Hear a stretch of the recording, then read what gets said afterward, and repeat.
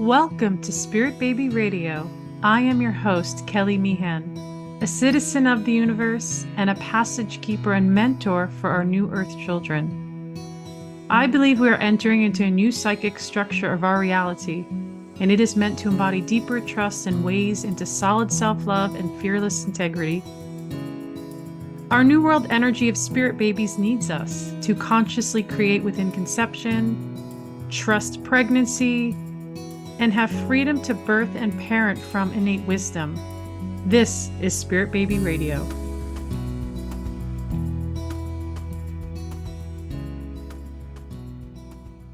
Welcome to episode 226, October 2025. Light communication, living and loving after the loss of Benjamin. How do you live your best life after a stillbirth?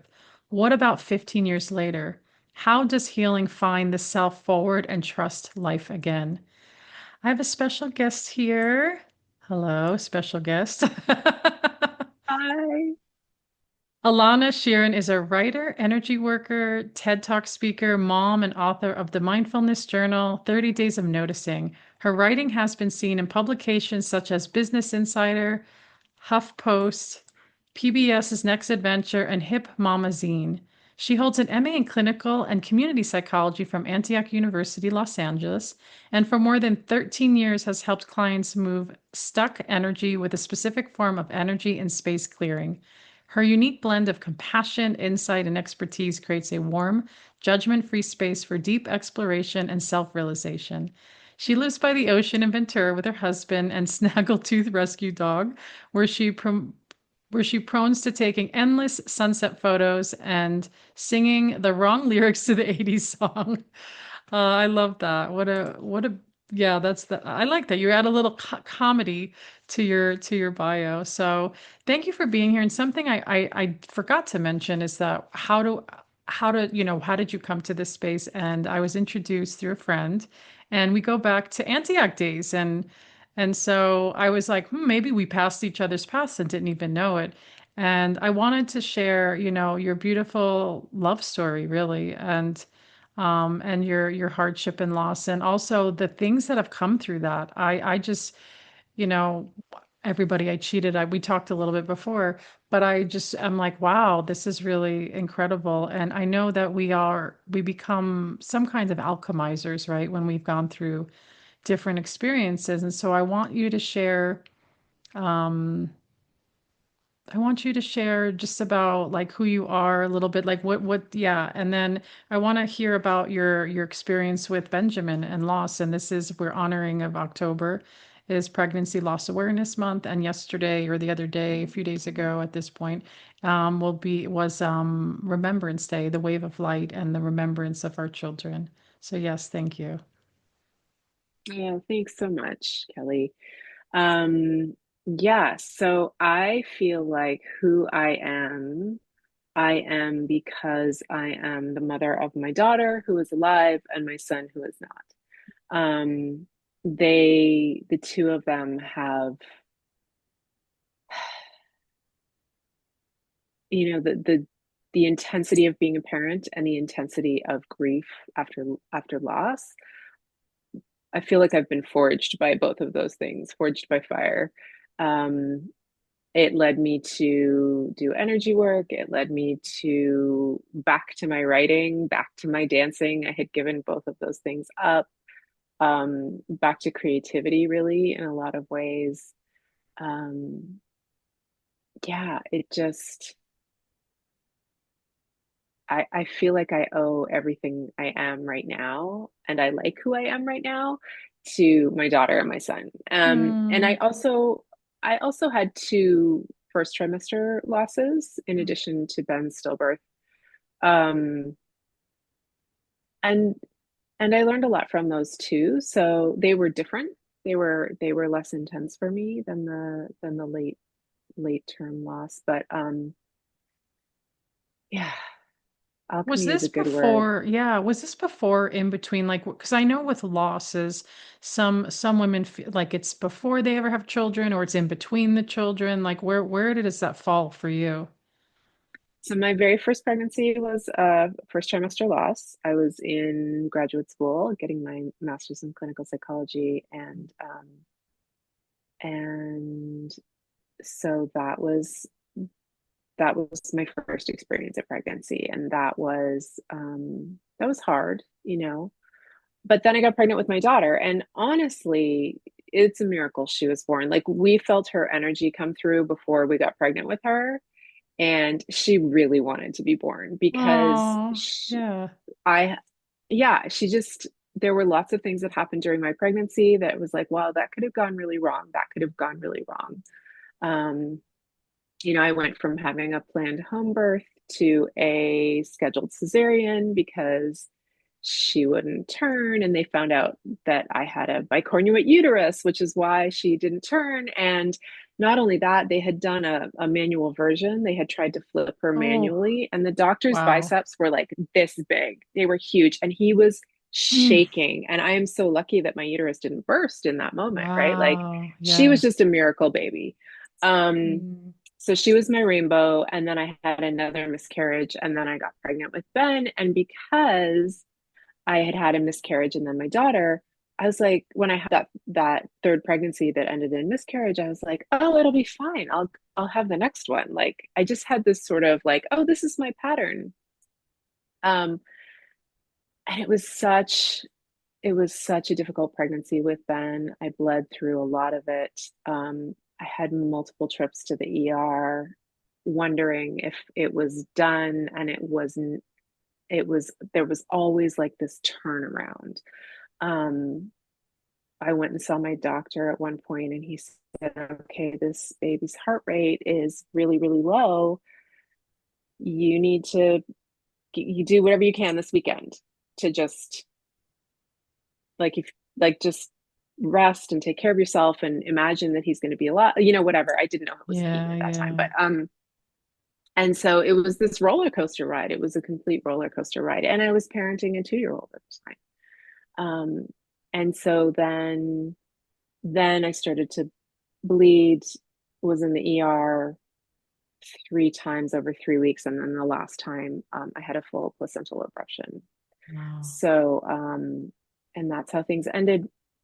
And that's how things began, because the Mm, experience, first of all, I had a friend come do Reiki for me while I was bleeding. And every time she came and did Reiki, the bleeding would stop. And then a few days wow. later, it would start again. And I was like, ooh, there's something to this, Yeah. right? Um, and then when I was in the hospital, my husband was traveling for work. My daughter was actually, we were staying at friends because I was on bed rest. And so our friends had just taken us in. They were new friends. We'd moved to a new community the fall before. We didn't know anybody very well. They had 3 kids, including a newborn, and they just said, come live with us, Mm, which was amazing. Um, so my daughter was with them, and I was alone. I had called my husband. I was alone. The nurses had left me alone, and I felt a hand on my shoulder. And there was such a powerful feeling of not being alone in that moment that I was like, okay, there's something going on that I can't see, but I want to know what this is. Um, and so that was the night, my husband flew in, and I waited for my doctor to come in, and we went into emergency surgery, and there was just nothing that could be done. With the placental abruption, there was just too much bleeding. So what happened then was this new community that we had moved into just rallied around us, fed us, helped mm, take care of my daughter, like our daughter, and um, allowed us to grieve, like gave us space to grieve, and really held us in it. And then I just was like, I don't know how to do this. I'm parenting a toddler for the first time in my life, and I'm grieving another child. Like, how do I mm, do this? And so mm-hmm. I let my body really lead me. And I would cry when I needed to cry. I would laugh when I needed to laugh. I would dance when I needed to dance. Like there were so many nights where I was just in my nightie after my daughter went to bed and I would just put some music on and cry Mm, and just let the grief move through me. Um, and I wrote every day. I had a journal online. I had a blog at the time. And I just wrote about grief every day, like the little things that are so easy to forget. Um, but that are so beautiful when you go back, mhm. like the things my daughter said and did. And I don't know, it's just such a grief is a fire that burns away everything unnecessary. I have Mm. everything that isn't serving us. And that's I just felt like I was walking through fire. And it was all I could do to get through the day. But I'm so glad I did because getting through the day and allowing the grief to move through me is what brought me here. There's a few Yeah. things you said I want to reverse back for those that are tuning in. You talked about the shape of your uterus. What was that called again? I've heard of this before. Uh, oh, so Yeah. it's actually fairly common. So when the Yeah. uterus develops in utero, when Yeah. I was in utero, it starts with Yeah. two cells, and those cells usually become one. But in a lot of people, it doesn't. It can either stay two cells and you have two uteruses, or it can grow into what's called a heart-shaped uterus, and the wall doesn't Yes. completely dissolve. So that's what happened with me. So my daughter's head was on one side and her feet Wow. were on the other. And so there was no space for her to move. So I want to like just kind of spotlight that for a moment because I wasn't sure what the name was that I've always called it a heart-shaped uterus. But this your more biology makes sense. And I worked with a woman. This is really fascinating because I know those that are tuning in may have the same kind of heart-shaped uterus. That she had two breech babies, by the way, which is so rare. Like I've never even met anybody, and I thought that's interesting. And I was working with her because she really wanted to do cesarean breech birth, and so we were working together before and after with that. And this was so long ago, and then I found out when my parents have passed, but when they were alive, my father told me that my mom had a heart-shaped uterus, and I thought that's interesting. Like I never knew that because she had a lot of miscarriages before my older brother. And, back in the 70s, nobody's like, they're just like, they don't have the technology like we do now. And they Yeah. told her after him she would never have any kids. And then I come along. But by the way, I was breech, which is interesting. Mm-hmm. And then a third came along. So I don't know. This is why I'm like, you know what? Like, this is why I know many that follow and tune into is like, you know what? We have so many like different shapes of organs and different things, sorry, come up and I just never know. Yeah, exactly. And it can cause a lot of miscarriages for sure. Um, it it can cause problems and it can be totally fine. Like some Yeah, people I don't love have a that you're problem at saying all. that because it's like this is like really good to hear because we get so scared, It's like, oh, my body, but you don't know. And you have been through a lot of energy, I'd say, in that sacral, in the womb space. And then, yeah, and then your daughter's here, and then you have that. And something else you talked about, I'd love to hear a little bit more about. And I think it's very powerful what you said about sometimes after loss, nobody wants to do anything. You're just listless, and maybe the world is colorless and there's no flavor to it. But writing, no matter what, like writing, like the good and the bad, not just like, okay, I'm in this dark place, but also like you're looking at your daughter, who I know that feeling of like bright light and joy because her energy's in such a different space. And then you're like, oh, and then you're like, oh, like, and what an amazing, experience in the sense of like, I do think it gives and changes the whole experience of connection. And of course she knew at a young age, but very differently that he was not here either, right? And then yet at her mind and her level, it was whatever it needed to be because I'm sure as she got older, it was probably brought more into a present space of awareness or what that connection is for her. But I want to hear, you did talk about knowing the connection with your daughter, like you felt it, you sensed it. Can you remember or recall like any dreams, or was it more like intuition or thought, or what was that for you? Yeah, so with her, it was literally, I felt like there was an energy hanging out around the house, like waiting for the right time. Yeah. Um, and I can remember one time my husband and I were out on the deck at our house in Los Angeles where we used to live, and I was like, I can Mm. feel an energy. I think it's a baby. And he's like, I can too. Oh, I love So, that. yeah, she just really, really wanted to come in. And I don't know exactly why. I mean, she's 18 now, and so Oh, yeah. we'll see. But all of her life, people have said, like she's here for a reason. We can feel it. Yeah. And even if they don't know the story. So I don't know exactly what the reason is. I hope it's a good one, right? Like I hope I think it's children will, here's how I look at it, honestly, like from babies to children, we come in with kind of themes. And then Mhm. our purpose is always changing. And so I do feel like, I mean, I read children, so I'm like I've seen these like really, and it could be just simple things even too, as healers, teachers, protectors. And then you see them like just do that out in the world. They become, and 18, I know is a big deal. It's like an initiation in Earth. It's an initiation in Earth in America.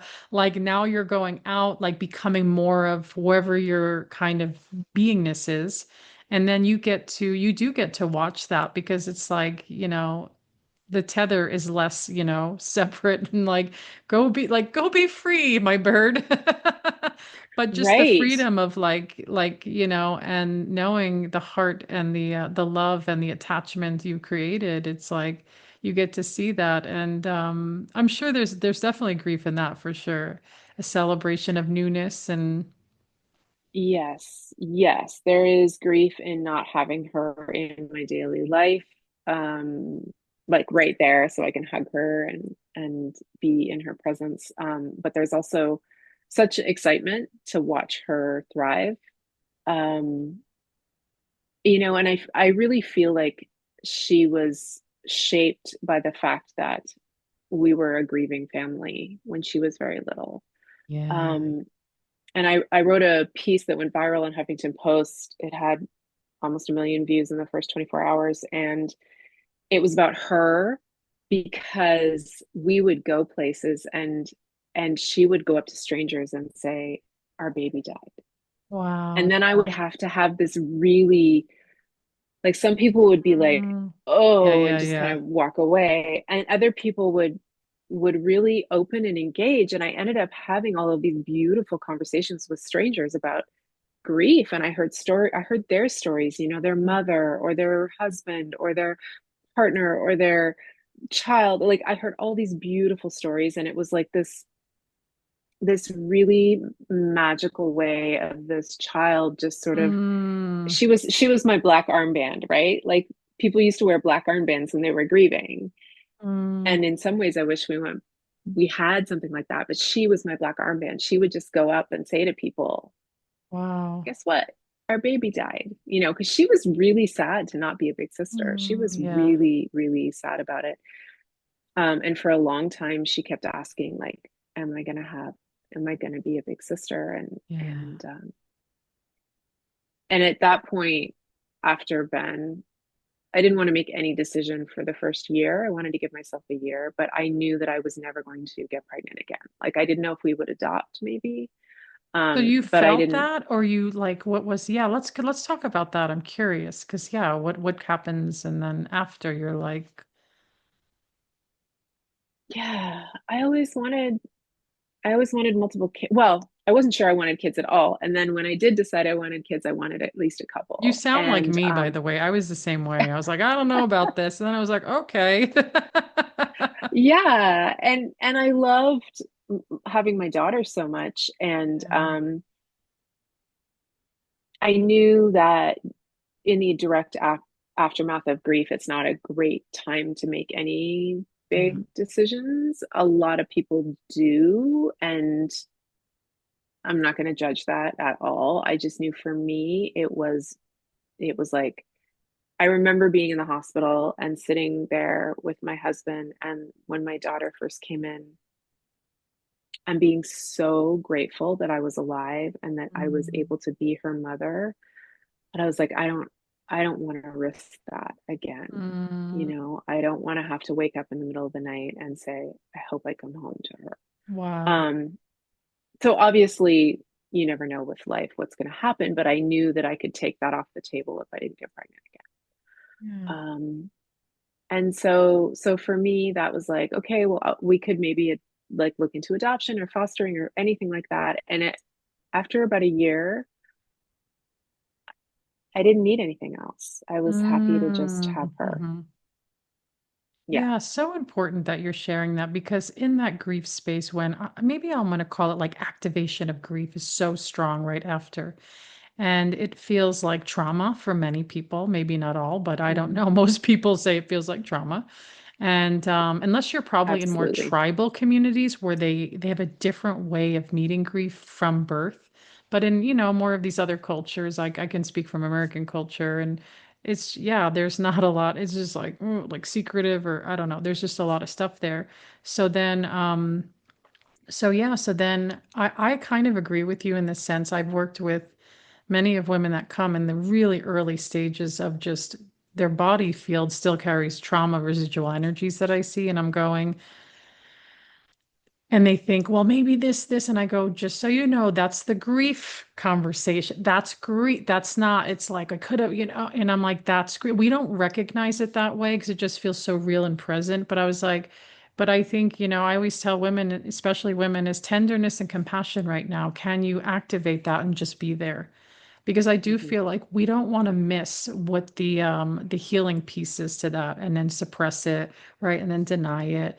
It doesn't mean it's going to be easy at all. But I kind of like appreciate you saying it's like you really kind of looked and waited and kind of checked in with yourself. And it is going to be whatever it was for you. Obviously, I'm sure so many different things coming up along the way. Um, but kind of want to go back for a minute. I really maybe in the show notes I can share that article. Is it still here? That article you shared with your daughter and she's like, our baby Yeah. said like, oh, it is. Yeah. Okay. So It's I'll still make on sure to HuffPost. Yeah. include that because I'm very curious too. Um, it reminds me so my mom passed away very traumatically, not good, like fire traumatically, and is Mm. terrible. And she wasn't a well woman to begin with. Not that that makes it better. And then I was just like, oh my gosh, I have this infant, and then I had my 5-year-old. I'm like, what's happening? And then 3.5 weeks later, my brother dies, just supposedly randomly and heart attack. I was like, what is happening to my world? I was like, and having nursing my infant, I was like, it really messed with me because I was like oh wait, like I have to grieve all these people and then I have to nurse and take care of this baby. I was like, but then his beauty and he was so calm. It's like he knew what he was coming into, to be honest. But I'll never forget my Mm. older one. Very innocently, I went to the store and he walked up to the cashier, looked at the cashier, and she says, her brother's dead. And I'm just like, yes, my Yeah. brother is dead. That's all I said. And he was going around telling everybody my brother's dead. I was like, okay, like that was his process and that's what he needed. And I don't know what kind of feelings he had because I felt like my children weren't connected really deeply to these family members, that they felt me. They felt me. And I was Hmm. in a really, as you know, with two losses like that so close, I was just a weeping mess for like every day, all the time. And I wasn't sure, like, I don't even know who I'm grieving for anymore. I literally was just like, I don't know what's happening. But he did, go around and talk about it. And people like didn't know what to say, they just were like, they got quiet actually. And I just affirmed him every time. I'm like, yeah, my brother's dead. And then I just move on. Like, nobody asked questions. I think they were freaked out. Like, I don't know. But I think it's great to ask questions because it's like, oh, yeah, like just to acknowledge, like, And maybe just like the way she, and it's her way of processing it, right? I mean, that's her way of Mhm. her, we'll call it her own inner therapy, right? Because her brain and it's all about play and connection. What can you say about that? Like what other ways? This could be really good for those who do have siblings and there's loss. Like what did you see with her that helped her actually process and experience? Yeah. So I would say a couple of things. One was I didn't try to hide my feelings. Um, I didn't want to scare her with my grief. Like Yeah. if I was really in it, I would say to my husband, like, can you just take her so I can be in it? And sometimes like that couldn't happen if my husband was on the road or something, but Mm. I would just try and narrate it to her in like, mom's really sad now. Mom's missing baby Benjamin. Like, mom is having a really hard time, but everything's going to be okay. Just to narrate those feelings for her so that she would understand what was happening with me. And then I would narrate her emotions for her, right? Like, yeah, you're having a hard time. You're feeling really Yeah. sad about not being a big sister. Um, or you're angry about it, whatever it was. Yeah. And I think that was one thing that was important is just to continue to help her feel safe in the world, even though there are these big feelings in our family. Um, I'll never forget one time she was in bed, it's my husband and my daughter and myself, and we were talking about something, and she gave him a kiss, and she gave me a kiss on my cheek, and then she kissed my heart, and she said, "And a kiss for baby Benjamin." And Oh I was just like, my ugh. gosh. Wow. So, but we Wow. hadn't been, yeah, we Yeah. hadn't really been talking about him. So it's interesting. And now at 18, again, like we mark the anniversary of his stillbirth. We talk about him. I have an ancestor practice where Mm. where I talk to him all the time, as well as other ancestors. Um and she, as she's sort of gone through her teen years, I wasn't sure how much it was kind of up for her. Um, and then when she got Instagram when she was 16, she posted on his birthday, like his still birth, like the day that he was born still. She posted about her brother, and I was like, "Oh, it is a meaningful day for her too, in a way that is very much hers." Um, and she wants her first tattoo to be for him. That's You know, she's amazing. got it Yeah. planned out, and I just feel she's an incredibly emotionally intelligent kid, like amazing to me. I don't think I was that emotionally intelligent till I was in my 30s, Yeah. right? Sounds like it, right? Um, so I feel like part of that is because of the grief. And I definitely had moments where I was a worried mom. Did I mess my kid up? Is there Yeah. too much grief? Because I remember there were Do we days all when do she would that say, though? Honestly, like we all do that. right. Exactly. Days where she was like, Mama's always sad or Mama's always tired. Or, like she would say those things because I wasn't super into playing that day or whatever. And um, I think in the long run, she's fine.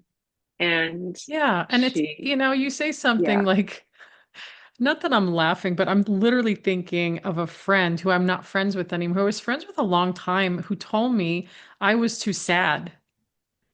I was like, see you later. I was like, my mom and my brother died. I was like, I'm too sad. Like, I didn't know. I had to process it and nursing and having, and I'm just thinking, so much. yeah. And it's kind of like with the child, it's very different, but it's like, what just such pure honesty though.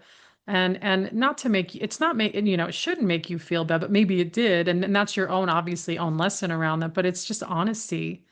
Like, yeah, like, oh, you're sad. Okay, yeah, I am. And then you're moving into wherever, whatever the next piece is. But I do feel like when there's children, and there's loss, they do sparkle up the energy in a different way. They have a different connection in their brains and their bodies that do bring a whole other level of something you don't even know until it's like really happening.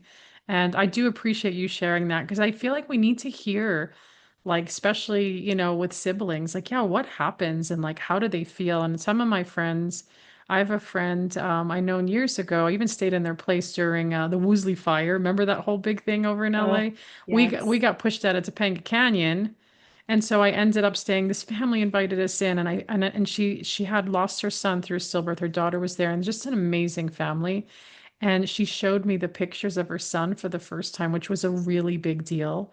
And to see the husband's face, and I was just like, and I think she hasn't fully looked at them at that point. Maybe now there was something she was not, but I just felt so honored. Like they were showing me this beautiful little boy, and because they were able to get pictures later and hold him and do all this stuff. And I don't know if you were able to do that, but it was kind of like what an interesting shift in the space. And so every holiday card, they put his name letter, they hold it in the Christmas card. And Oh, yeah, and I thought that was really beautiful for their healing and their connection with him. And that the Earth Child, the daughter, she would talk to about her brother in present time. Like they really brought that connection in. And there was something that happened in school once, and she shared it with me. She goes, the teacher was like, if you have a brother, sister, line up here. If you have a sister, line up here. So she went and lined up, and they said, you don't have a sibling. And it was like, uh-oh. And she's like, and then so the mom got to talk to the teacher. It was a very open Waldorf kind of environment. So that she didn't think about it. Like, oh yeah, mm, like just because they're not on their earth body doesn't mean there's no sibling. And it was like, it was a good lesson. And I know the intention of the teacher's an amazing woman. She's probably like, oh my goodness, like I didn't really think that through. And so, but I said, well, good for your daughter for standing up and speaking up and saying, you know what? Yeah, yeah, I have a brother. And what I like to say is that, she has a brother in light body. And mhm. I call them the children of light. It's just a word I came up with over the years.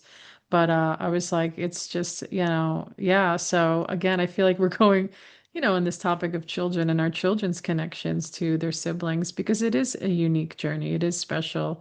And I think it's amazing that you got to witness her own process of like wanting to share his birthday with everybody without you being like, oh, you should do this, or and like you said, I think we all are like, am I gonna mess up my kid? Like it, no, you're not gonna mess up your kid. Like I think that for what I feel like when we meet death at a very young age, it really does mature and change consciousness for people for sure. And it's just added, humanness. I actually do feel like even at my old ripe age, people that don't have a lot of death, I don't know, to me they feel very different. Like it's almost like they just don't really understand the deep. I actually, maybe that's my judgment. I just don't feel like they really understand the depth of life in a certain way through that kind of perspective. Um, and I'm always very curious of people like that, to be honest. I'm almost like in awe, like they're an anomaly to me. And I'm like, what would that be like to just never have anybody die in your life? There are some people, maybe some people like that. And it's like, what is that? Yeah. Like, Well, my best friend for 24 years, our friendship ended the year after Ben was stillborn because she had never had a big loss. And there were a lot of things that happened, but we could no longer communicate in the same way. And she couldn't understand my grief. And she got really angry at me. She got pregnant again, and it was really hard for me. And it mm, was exactly the same timing as Ben. And so I was just like, oof, I needed just a little bit of space. Like, I love you. I'm so happy for you. I want you to be happy. I don't want you to feel like you have to tamp that joy down around me. And so just give me a minute. And and everything exploded. And I really feel like a big part of that was because she had never experienced a big grief at that point. And and it's funny actually because all these years later we've reconnected a bit, but that was another loss. And I think that's, you said that too, like yes. you had a friend. Yes. I've talked to so many people who Really? have lost, either babies or children. Yeah. And people have disappeared from their lives because they cannot handle it. They can't handle knowing that it could happen to them. They Mm-hmm. can't handle the grief. They want people to get over their sadness. Like, you're That's too what it sad, like is. you You said guys. that, like Yeah. what you said, it's like, oh, are we done with this? Like, I've seen this with stillbirth loss and infancy loss. Like, what do you mean? Like, even really like family members, like, oh, we're not over it yet. And it's like, wow, like the audacity to even say that. I'd be like, whoa, like, but you pinned Mhm. it there. It's like the fear, the inexperience, and really, I want to say the fear of like, well, what do I do with you now? You've had this loss and you're in a place that I can't fix, right? That's the piece we struggle with in that it's like, but what if, yeah, you're just kind of sitting, loving, feeding, and doing nothing but just being? This is the piece like I've been learning even throughout the years of my own death experiences and being with others. Many years ago in LA, I ran a grief circle. I have to laugh with a friend, and we both did death midwifery training with Olivia Barham and her death midwifery. And so we're jumping in. We go in Thousand Oaks, and it was right. We had a room full of intense stuff. There was a murder in the room. I'm just like, oh my, it was the shooting. And then I'm like, then someone's like crying because their daughter's dying of cancer. I'm looking at my friend. We did well, but I was almost like, afterwards we were talking to people and we were laughing like because I was like, we didn't do things I thought good enough. Like when this woman's crying and she's talking, I'm like, in my head, I'm like, I'm staring at her now. Now I'm staring at her and now she's crying. What am I doing? Pull my energy back. And then my friend said, "Oh my gosh," she's like, "I said something dumb to this guy." Like, and she's like, I'm like, we're like coming together. It's okay because we didn't know what to do with the space. There was so much intensity in these experiences, and we want everybody to be held and honored. But it was good to be able to talk about it because we saw where our areas were. And I'm like, that's really interesting because where we are in our own nervous systems and bodies will unconsciously, consciously reflect in those spaces. And so I go, wow, like this is really interesting. And as I say that, I don't know if you're familiar, I saw this how to support someone after stillbirth. Like it's a list and it's based on a little boy named Liam. And his mom made this beautiful list that I've shared all over the place throughout the years where what do you do when someone has a stillbirth? And because people have asked me, like, I don't know what to do. They want to run away, to be honest. Like Mhm. I can't touch that. I don't know what to do. And people do. And it's like, well, they probably need you to like check in, but don't ever. My big thing is when someone passes away, you don't say, what do you need? What do you Yeah. feel about that? Do you know what I'm saying? Like, So I think it's super well intentioned. I just think when someone is deep in the throes of grief, especially in that first 3 months when they're in shock, yeah, um, it's like, when you have a baby and everything changes kind of every 3 months, you have like a growth spurt or a change. I feel like it's that way with grief too. Like the first 3 months are literally just shock. And then the next 3 months is like it's sort of sinking in. And it's so hard to know what you need when you're grieving. It is, some people are really good at expressing it, and I think there's a sort of a growing cultural acceptance of mm-hmm. that. Um, but honestly, it's a lot of it's just how do I get through the day? And so I think that if people really want to help, um, rather than asking, it can be, hey, I'm going to drop off a meal, or hey, I'm going to come Yes, fold your laundry, or hey, if I'm going to come take your kid for an afternoon, or, and, give them an opportunity to say no if that's not what they want, but like, or make two suggestions, like I can either take your kid or do your laundry. What do you want me I to do? like that. I like that. Yes, And then they can say, oh my God, that would be amazing. And it is hard to accept help. We are not a culture in North America that grows up, like, we are not taught how to be interdependent, right? There's such a focus on independence with children.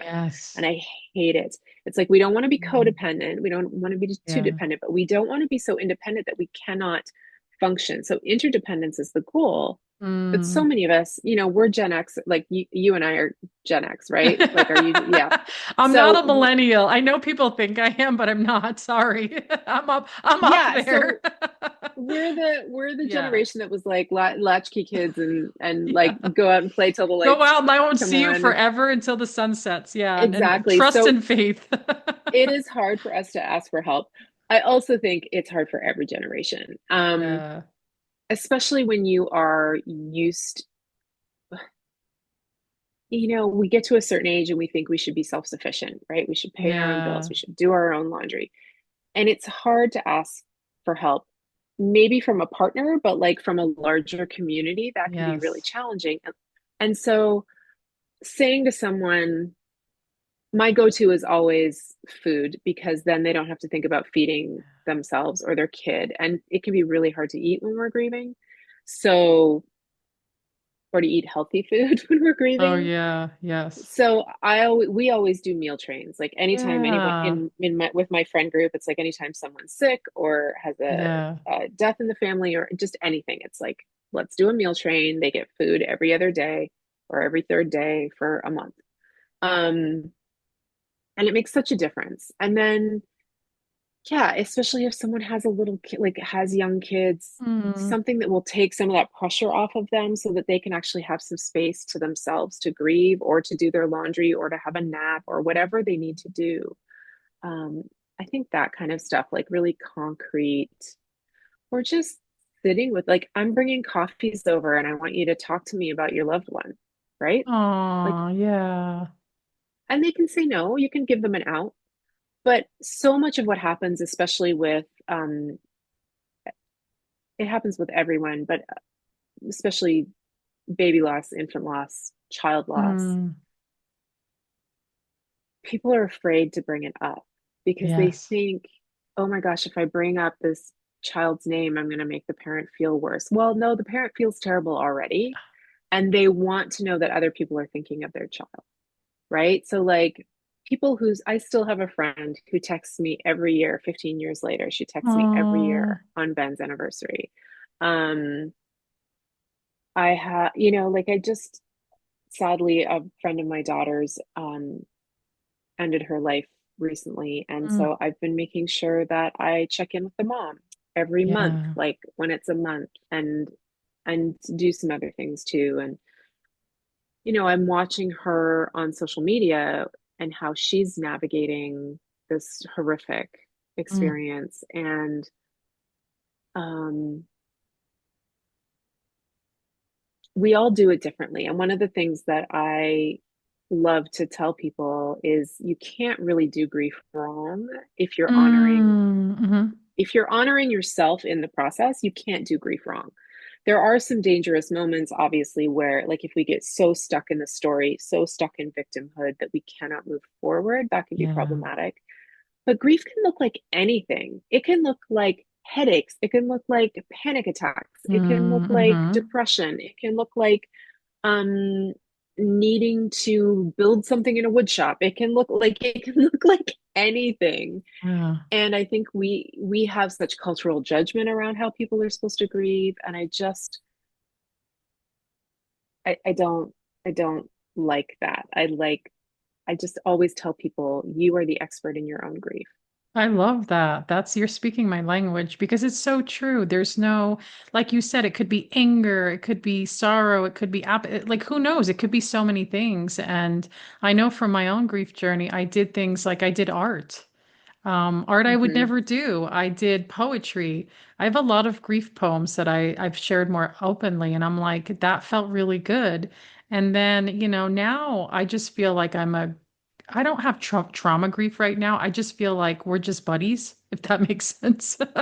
Do you know what I mean? Like, I'm like, okay, like it just comes and goes when it wants to, and I'm not going to push it away. That's my whole big thing, right? Hmm. It's like, for me, I'm like, no, it's just going to be wherever it needs to be, when it wants to be because that's just life. Like, and we can grieve other things. Like I said, like my kids hit puberty and I'm like grieving that, I'm like, oh, outside of death, which I know the death of people and beings is a whole other thing. And I totally get what you're saying about the food piece, because for me, that was what I needed.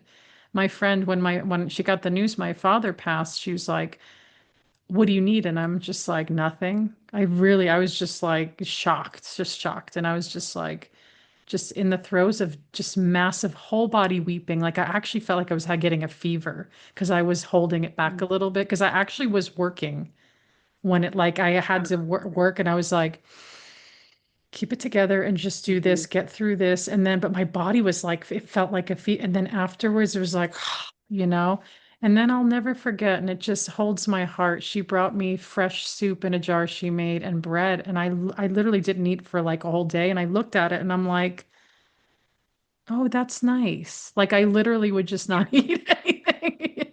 I'm not Yeah. asking like you said, and I'm just like, but it brought life to me.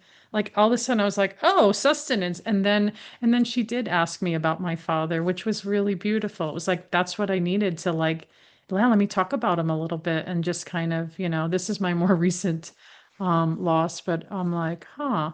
But I really appreciate what you're saying is like bridging together different ways. Like there's not one way to do it. And I think that's where we really need to keep telling, our culture of like, yeah, it's fine. And I think that's why I really appreciate when people are in grief, like groups or circles. But I know that could be super intense for people too. Or even a self-study, I love the Yeah. books. You probably know Stephen Jenkinson and like Francis Weller. Like these people write these astonishing books about like just death and life and grief, and especially Francis Weller. He just came up with a new book too, and his whole thing is like we're in apprenticeship with grief, and Mhm. going to the altars of it. And I'm just like, yeah, like where we to me when I even say those words, it's like permission. It's like permission. Mhm. Yeah. And we can never escape it. I think there's a lot of what happens in our society that is about escaping grief, right? It's our fear of death, it's our fear of loss, it's our fear of pain. But if we can learn to sit with it and just because grief unexpressed tends to come out sideways, right? And it can be expressed in many different ways. One of the books that it's actually like a textbook that I read I think it was shortly after my degree, maybe it was during my degree, but it's called Men Don't Cry, Women Do. And Mm, and one of the things they talk about is this continuum of grieving styles from intuitive to instrumental. And intuitive is someone who needs to cry and needs to talk about their feelings and talk about their loss. And they just really are an emotional sort of being in the loss. And then instrumental grievers are they give an example of a dad whose child I think was a pilot and their plane crashed and wasn't found, and so he would get in his mm, own plane and like fly and look for the it was he needed to do something, right? And some people doing, need to go yes. into a woods. It's like with their hands, with their physicality, they need to solve a problem. They need to the kind of people who form nonprofits because of something that happened to someone they love, like. And then there's the continuum, anything from one end to the other. And so I think we have a lot of judgment on how people grieve, especially if we're in partnership. It can be Mm. very much like, I'm grieving this way, you should be grieving this way too. Yes, I did that by the um way a little bit. I'm like, well, it's you got no really feelings. it's easy to have happen, Yes. and then so there's judgment that happens, and we can be judging our partners or our friends or anybody else, like if there's collective grief like we had during the pandemic, right? We had thousands of people Yes. dying. Everybody's handling their grief differently. um and then one thing I know to be true is that if you do not acknowledge and express your grief, it will come Mm, out in some way, and that often comes out sideways as anger, as like sniping with someone, as um just destructive self, destructive behaviors, that kind of yes. thing. So that it's like needing to learn to sit with it because we cannot be alive without it, Mm, right? Like I'm helping my mm, parents right now. My mom just had surgery. mm, Things went kind of south after the surgery. One of the doctors had me worried that that was it for her. She's mm. okay. But they're 81 and 87. I know that it's Yeah. coming, right? At some point, we all have to deal with it. And And so there's anticipatory grief, there's Oh, like the yeah. grief of change, there's the grief of my daughter not being home, also with the excitement of, you know, being happy for her and Yeah. excited for her. But so so I just do a lot of sitting with it, you know, a lot of like, Yeah. okay, I'm feeling this way in this moment. I Yes. know that it's not going to last forever.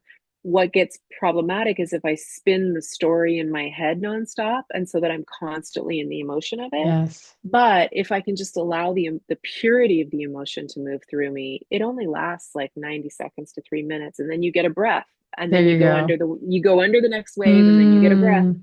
then you go under the next wave.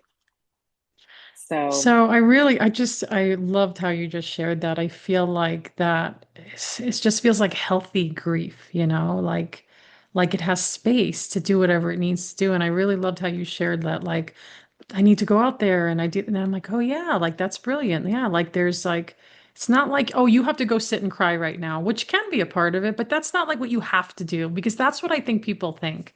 Like, oh, but like you said, there's so many different outlets and ways that people are connecting and trying to understand it.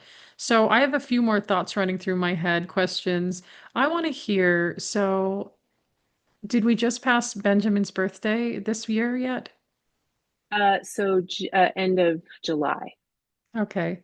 So how does that look every year? This felt like a really important thing to ask. And I know a lot are Mm, tuning in going, I just lost my son. I lost my daughter. I can't go on. I can't live. Like, what does this look like? And give us that, you know, 15, right? Did you say 15? How old? hmm. Right?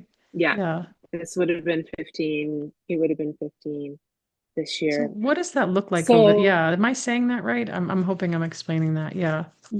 yes, what Okay. you're asking makes sense. And Okay. again, I think it's super individual. I know people who do the most beautiful thing, like a ritual every year. For example, this one family makes ephemeral art. They'll go out and collect leaves and make a Mm, mandala, and that'll be that. And then they know it blows away, right? And they do the same thing every year. I know a lot of people do the same thing every year. It's a ritual. A friend of mine, after her dad died, would release a balloon every year mm, with a message on it, or whatever it is.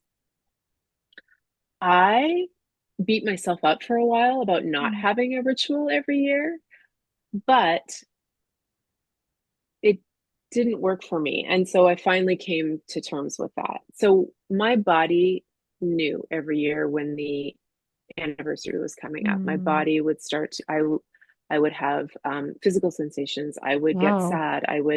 And then I'd go, oh yeah, it's almost July 29th. Wow. Um, Yeah. or it would be July 29th, but I wouldn't remember what day it was. And Yeah. like one year we were husband's family, we were all together, all 20 of us. And I was like, why am I feeling so heavy and so sad? Oh, interesting. Yeah. Oh, right. Like, and so for me, it's become important to mark it in some way, to acknowledge it publicly, to acknowledge it with my Mm. family. Some years I will buy a cake and put it on my ancestor altar and sing to him. Some years I will go out in nature and do something. Some years we will just talk about him um, as a family. Like it really depends. So what do we do for him this year, if you don't mind What did sharing? we do this year? So actually, this year we were with my parents, helping them Oh, prep okay. for a move out of my childhood home, which they've Oh, been wow, in for that's a big 21 deal. years. Yeah. You're like, So wow. it was a really intense time and a really intense day, and there was just a Mm, lot of grief happening. And so mm, it was really just a moment of acknowledgement in the wildness of the entire experience we were all having. It was just like, okay, it's today and we love you and, mm. we miss you. And because I talk to him all the time anyway, he feels very present for me. And so I feel like that marking of that anniversary doesn't have to be as grand as it once did. at 15 years, I can Mm-hmm. just mark it in a more muted way, almost like turning 53 was not a big deal. Whenever turning 50 was a big deal, turning 53 was not a big Yeah, deal. I So, see. Yeah, um, yeah, I get that. Okay. So it's like yeah. this, to me, when you shared that, what I was just like kind of feeling into my own space was like you're in connection with him all the time, and his own light body just keeps evolving with you, and you're just like, hey, my love, hey, my son, like, and you just keep seeing where that goes because as we know with life and death, it is a great mystery, and it's supposed to be. And yet you show up fully as in your own heart space with that connection with him. And I actually really appreciate that because the more you talk about him, the more I feel his energy, which is like a problem that I have with energy. Mm. And I'm like, oh, here we go, more and more energy coming up. Because I feel like he's evolved so much. He's evolved so much. He's not really a baby anymore. And you get to you get to be with that and forever a baby on some level, but also this is where I feel like we often miss out with our mothers, fathers, grandparents, aunts, uncles. We haven't I almost feel like if we get to meet them, but you didn't get a long meeting time, so that's very different. But like these connections we have, they evolve. Like my mother and father, who they once were is not who they are now. Like they have imprinted old memories in the space, but I'm like, wow, but there's something different about how their energy comes into the space, into the frequency they're in. And I just happen to listen sometimes. But I want to encourage others that are tuning in to themselves and baby, like just to, you know, see that evolution. And it sounds like there's an experience in that, like where it's just different. And it's not, I don't want to say it's time, but it's evolving, you know? Yeah, I think it's my own evolution, Yeah. as well as his. I mean, I didn't my own evolution as a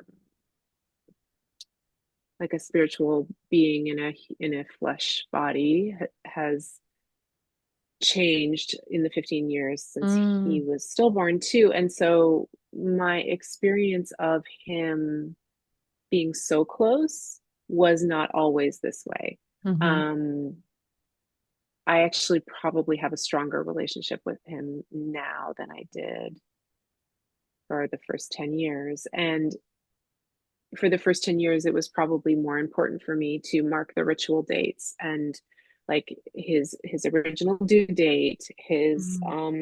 death date, his, all of those things. They felt more important when I didn't have as strong a connection to his energy. And now that I have a stronger connection to Mm, his energy, mm-hmm. those dates are still important, but there's not as much weight on them, you know like I don't have to beat myself up if I don't do it perfectly, if I don't mark it the way I think I should. I can just give myself more grace. And I will say too that the pain shifts. Like Mm, I every we had friends. My daughter, when she started kindergarten, she started going to school with this girl, and her younger brother was born the same day that Ben was stillborn. And so when I see him, I think, oh, wow. that's what Ben could have been. Mm, And also when I see children who are severely disabled in some way, mm, I think, oh, that's who Ben could have been. Because if he had survived at such a young gestational age, he likely would have been severely disabled. wow. And so I Okay. just have these little touch points with Yes. with sort of that if he had lived reality. Um, and there have been moments where, and I think it's part of the process, like, is there something I could have done differently? Is there something someone else Mm, could have done differently? Is there, and I think that's normal to kind of go through yeah. those questions. But what I realized was I can't change it, and I so When you why share beat that, myself up? I always feel like that's the grief language when it's like you should have done something. You could, Yes. because I mean, because I learned through my own experience, and when mom, brother, dad, cousin, aunt, my husband, I'm going, why do I always think that I could have prevented it? I'm like, that's weird. So I had to explore that and go, that's grief, Kelly. That is not real in the sense of like, what are you going to make? Your parents were not well, they got sick. Like, what do you mean you're going to prevent it? And I was like, whoa. And then I realized I can see it with other moms, like when they start to go into these interesting language, and I'm going, oh, that's just grief. Like, and I do kind of play it off very gently like that because it's almost like don't attach to it. Like it's just, because you can't.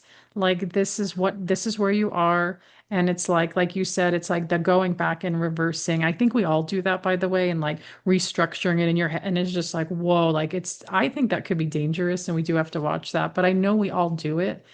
And then it's like, okay, and then, obviously evolving through that and like, okay, what does this look like? And I wonder too, when you were sharing, like, you have an earth child that needs you.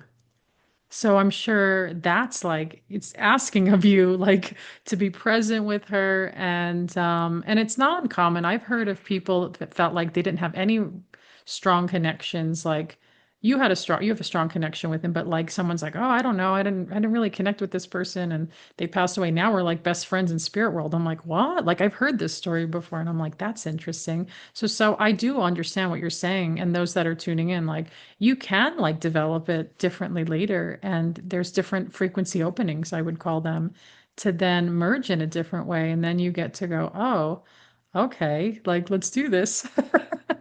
So Yeah. I know we're coming to the end, but I want to hear a little bit like, so what does this mean about your own life's work? Like, where does that? Yeah. So one of the things that Ben Stillbirth did for me was to help me sort of stop spinning in shoulds. And so I really and I go in and out of this, right? But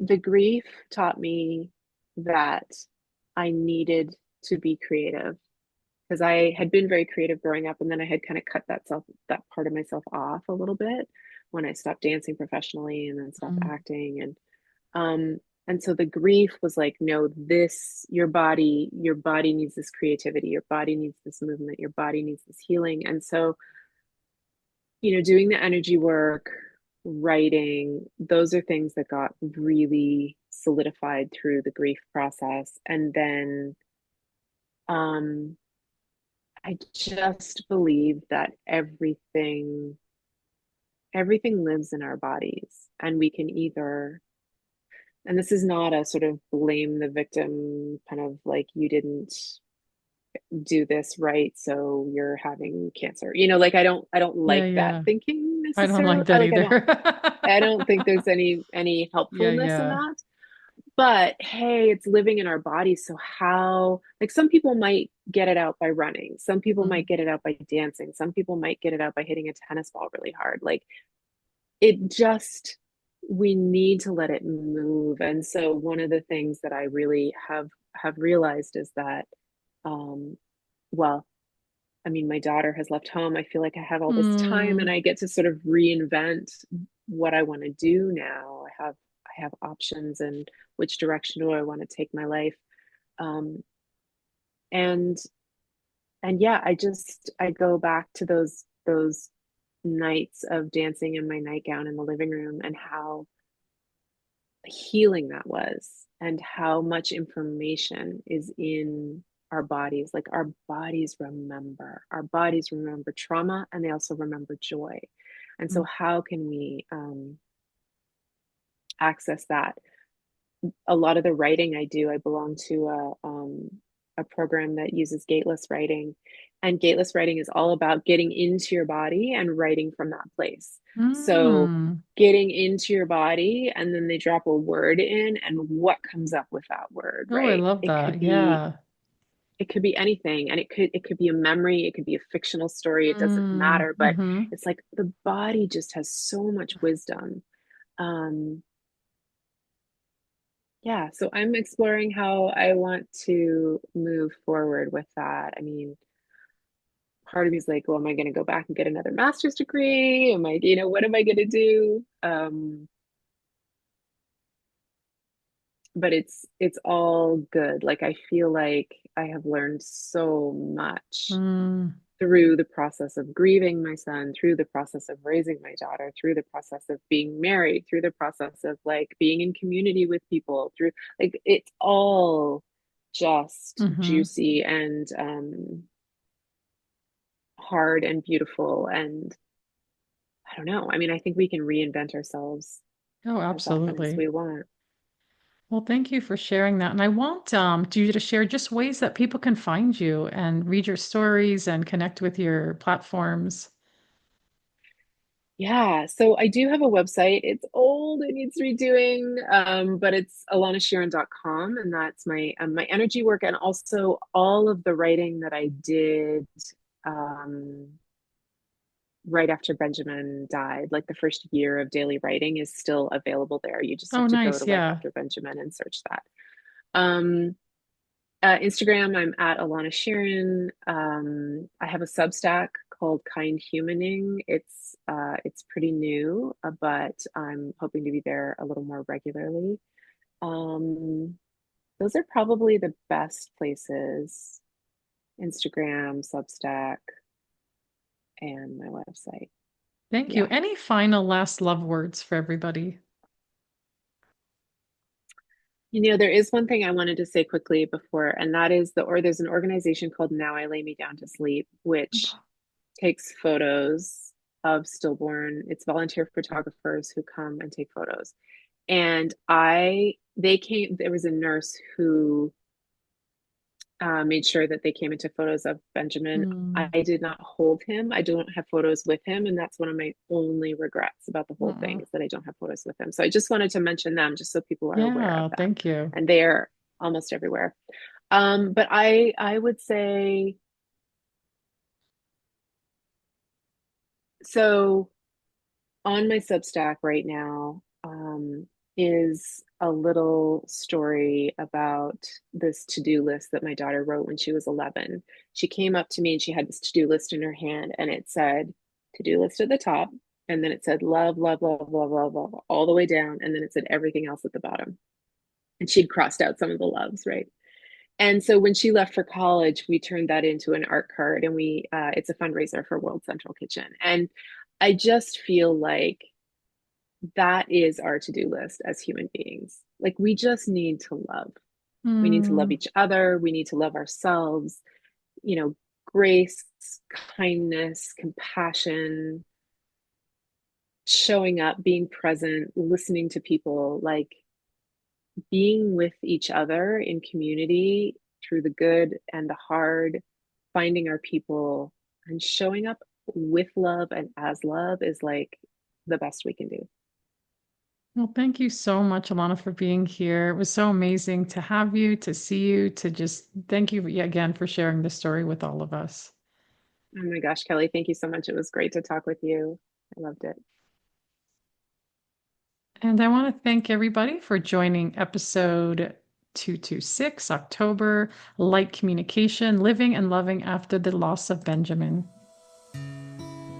Thank you for joining Spirit Baby Radio with your host, me, Kelly Meehan. Please join my community and stay in touch with monthly energy rants, Spirit Baby poetry, and get access to Spirit Baby 101 with tips and practices at my newsletter at newearthchildren.com. And join me on Instagram with lives at Spirit Baby Medium, and join the Mighty Networks, the Spirit Baby Collective membership, and Motherhood to Mediumship. Remember, you are the heart that holds communication, and it is your time to connect. Come share in the great shift of your mind and the true spirit of your heart with Spirit Baby Communication.